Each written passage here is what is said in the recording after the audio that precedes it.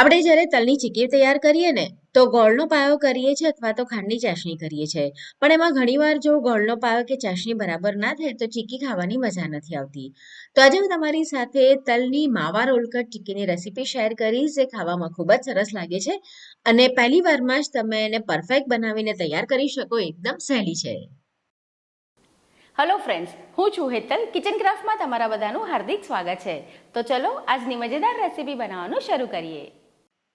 માવા રોલકટ ચીક્કી તૈયાર કરવા માટે તલ લેવાના છે. તો અત્યારે મેં 1 કપ તલ લીધા છે. કપને આ રીતે લેવલ કરીને લેશો તો વજનમાં 150 ગ્રામ થશે, અથવા તમે કપથી મેઝર કરો તો 1 કપ થશે.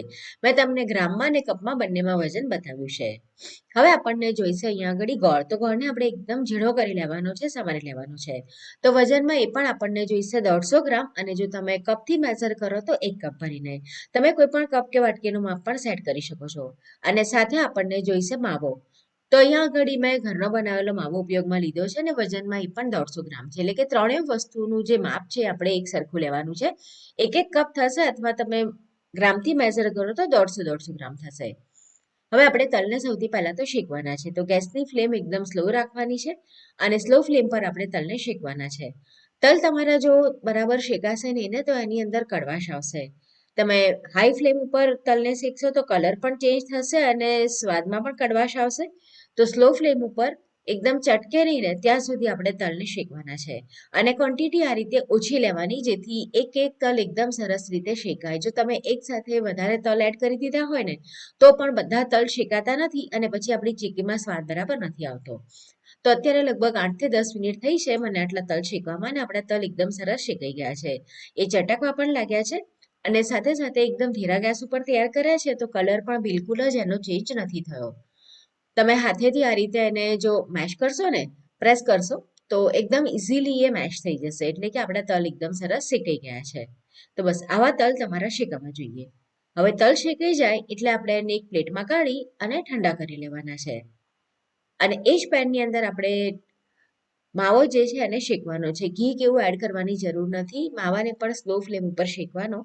આ માવાવાળી ચીક્કી છે એટલે 8 થી 10 દિવસ સુધી બિલકુલ જ એ ખરાબ નથી થતી.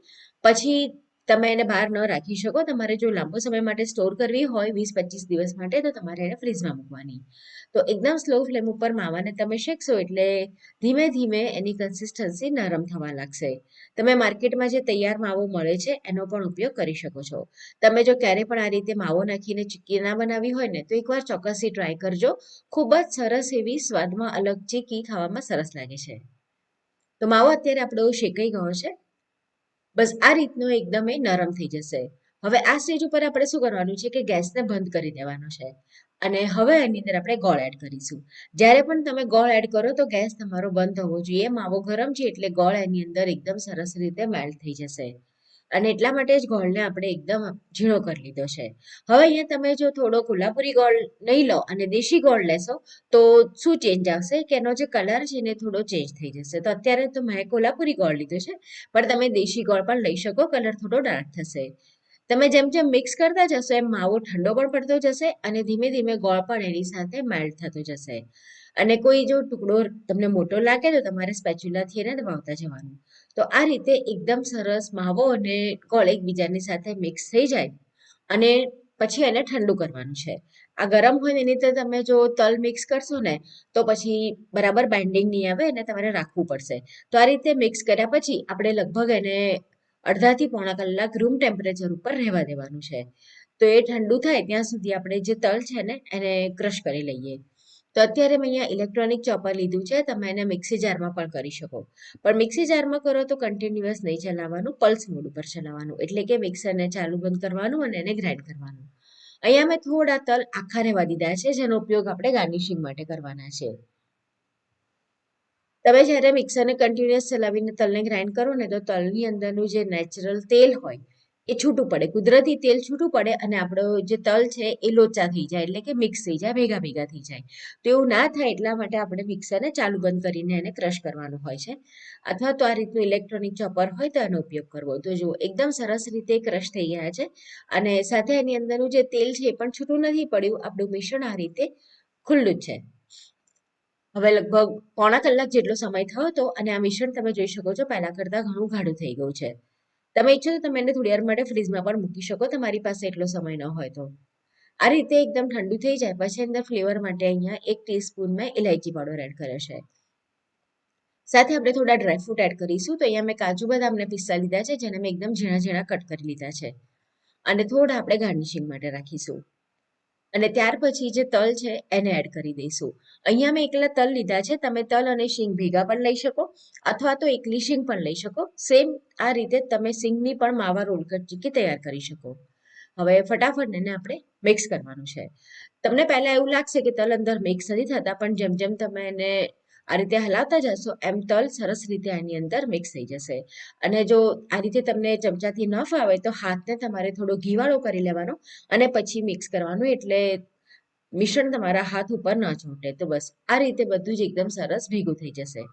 હવે ભેગું થઈ જાય ને પછી તમારે ચેક કરી લેવાનું. તો જો આવું બાઇન્ડિંગ આવી ગયું છે અને તમારા હાથ ઉપર આ મિશ્રણ બિલકુલ જ નહીં ચોંટે. તમે એને એક જાતના તલના પેંડા પણ કહી શકો, ખાવામાં એ ખૂબ જ ટેસ્ટી લાગે છે. હવે આ રીતનું એક બટર પેપર લઈ લેવાનું છે અને એને આપણે તેલથી ગ્રીસ કરી લેવાનું છે, એટલે આપણા જે માવા રોલકટ છે ને એ એની અંદર આપણે પાથરીએ તો ઇઝીલી એને કાઢી શકીએ, આની અંદર એ સ્ટીક ના થાય. અને મિશ્રણ અત્યારે આપણું એકદમ જ ઠંડુ થઈ ગયેલું છે, એટલે તમે જેવો શેપ આમાંથી આપવો હશે ને એવો આપી શકશો. તમે આમાંથી પેંડા વાળવા હોય ને તો પેંડા પણ વાળી શકો છો, પણ આજે આપણે રોલ તૈયાર કરવાના છે. તો આ રીતે બટર પેપર પર કાઢી લીધા પછી એમાંથી આપણે રોલ બનાવવાનો છે. અને મિશ્રણ તો એકદમ જ ઠંડુ છે, એટલે તમે ઇઝીલી એને હેન્ડલ કરી શકશો. અને તમારે જો આવો રોલ ના બનાવવો હોય ને તમારે થાળીમાં એને ઠારવો હોય સુખડીની જેમ, તો તમે એવું પણ કરી શકો છો. તો પહેલા તો આપણે થોડો મોટો રોલ તૈયાર કરી લઈએ આની અંદરથી. અને આ તમને અત્યારે એવું લાગશે કે નરમ છે, પણ જેમ જેમ એ ઠંડુ થશે ને એમ એ સરસ એની અંદર બાઇન્ડિંગ આવતું જશે. અને કદાચ આ સ્ટેજ ઉપર તમે એને જો હેન્ડલ ન કરી શકતા હો તો પછી તમારે એને થોડી વાર માટે હજુ ફ્રીઝમાં મૂકી દેવાનું. તો થોડું એ હજુ ગાઢું થઈ જશે અને તમે ઇઝીલી આની અંદરથી તમારે જેવો શેપ આપવો હશે ને એવો આપી શકશો. આ રીતે મેં મોટો લાંબો રોલ તૈયાર કરી લીધો છે, પણ પછી આપણે એને હેન્ડલ કરવો અઘરો પડે એટલા માટે હું એને વચ્ચેથી કટ કરી દઈશ, એટલે આપણે 2 રોલ એમાંથી તૈયાર કરી શકીએ. અને એ પહેલા અત્યારે હું અહીંયા આગળ જે આપણે આખા તલ રાખ્યા હતા ને એ નાખીશ અને થોડા જે ડ્રાયફ્રૂટ રાખ્યા હતા એ એની અંદર નાખીશ અને એનાથી એને કવર કરી દઈશ, એટલે બહારનો જે ભાગ છે ને એ એકદમ સરસ ડ્રાયફ્રૂટ અને તલ એની પર દેખાશે, એટલે દેખાવમાં ખૂબ જ સરસ લાગશે. અને તમે ઈચ્છો તો તમે આની પર ચાંદીના વર્ક લગાડીને પણ એને ડેકોરેટ કરી શકો છો. ગાર્નિશિંગ માટે તમને જે પણ ગમે એ લઈ શકો. અહીંયા તમે ડેસિકેટેડ કોકોનટ એટલે કે કોપરાનું બુરું હોય ને તો એ પણ લઈ શકો છો. તો આ પ્રમાણે આપણે ગાર્નિશિંગ એને કરી દેવાનું છે અને પછી આ રોલને વચ્ચેથી કટ કરી લઈશું અને થોડી વાર માટે આપણે એને ફ્રીઝમાં મૂકીશું. તો આ જે બટર પેપર છે ને એની સાથે જ આપણે એને રાખવાના છે અને ફ્રીઝમાં મૂકવાના છે, કારણ કે આપણે હજુ એ થોડા નરમ છે.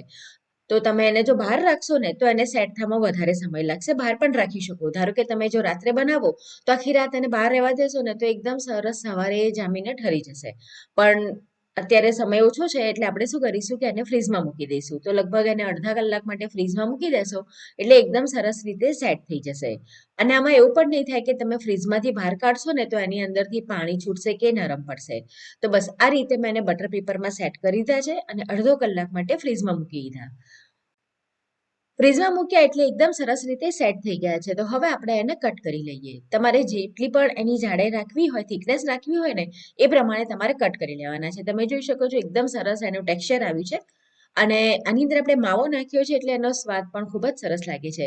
તો રેગ્યુલર ચીકી તો આપણે બનાવીએ જ છે, તો આ વખતે તમે આ રીતની માવાવાળી તલની ચીકી બનાવી ચોક્કસ ટ્રાય કરો. તમને આજની રેસીપીનો વિડીયો કેવો લાગ્યો એ કમેન્ટમાં ચોક્કસ જણાવો. આવી નવી નવી રેસીપી જોવા માટે જો તમે હજુ સુધી કિચન ક્રાફ્ટ ચેનલ સબસ્ક્રાઇબ ન કરી હોય ને તો જરૂરથી સબસ્ક્રાઇબ કરો. તો ફરીથી મળીશું આવી જ એક નવી મજેદાર રેસીપીની સાથે.